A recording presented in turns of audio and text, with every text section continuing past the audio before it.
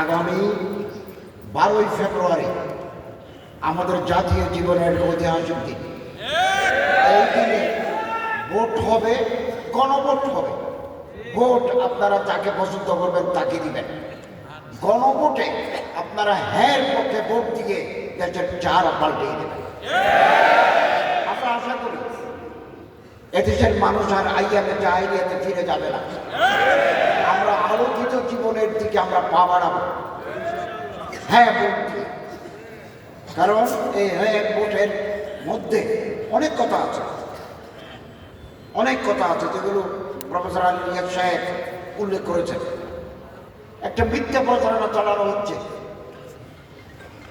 যে জুলাই সনদে বিসমিল্লাহ নাই, রাষ্ট্রধর্ম ইসলাম নাই। জুলাই আপনারা যদি হ্যাঁ ভোট দেন, জয়ী করেন, তাহলে এই প্রপোর্শনটা সংবিধানে যুক্ত হবে, সংবিধানের ভাষায় যুক্ত হবে। সংবিধানে বিসমিল্লাহ আছে। সংবিধানের পার্ট 1 2A ধারায় লেখা আছে the state religion of the republic is Islam. এদেশের রাষ্ট্রীয় ধর্ম ইসলাম, সংবিধানে লেখা আছে।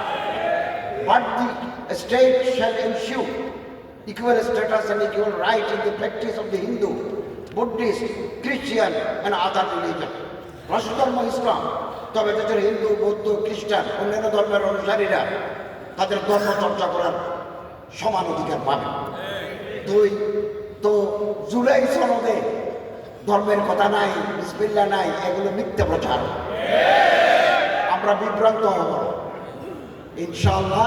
আগামী 12 তারিখ হ্যাঁ ভোট জয়যুক্ত করে আমরা দেশের নতুন টার্নিং পয়েন্ট আগামীতে তৈরি হয়ে যাবে ইনশাআল্লাহ।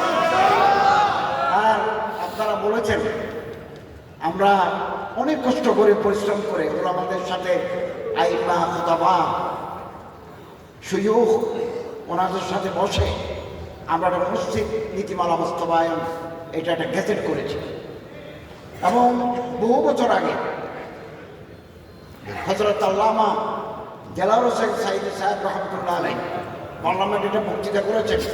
আমি পার্লামেন্ট থেকে সে বক্তৃতা নিয়ে এসেছি। অনেক দিলের তরফ নিয়ে উনি পার্লামেন্টে বক্তব্য রেখেছেন। তৎকালীন যিনি ধর্মমন্ত্রী উনি উপস্থিত ছিলেন এবং বলেছেন যে হুজুর আপনাকে নিয়ে আমরা কাজ করব। ইমামদের সমস্যা, ইমামদের সামাজিক মর্যাদা বৃদ্ধির জন্য তিনি বক্তৃতা করেছেন।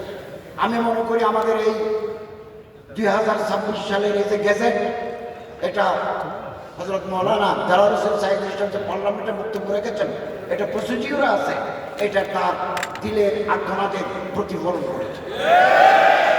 আমরা একটা বেতন কাঠামো ঠিক করে দিয়েছি।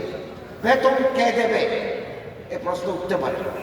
কিছু ছিল না, একজন ইমাম, মসজিদের কমিটি লোক ইচ্ছে করলে বলবে যে নামাজ পড়াও, ইচ্ছে করলে বলবে যে চলে যাও।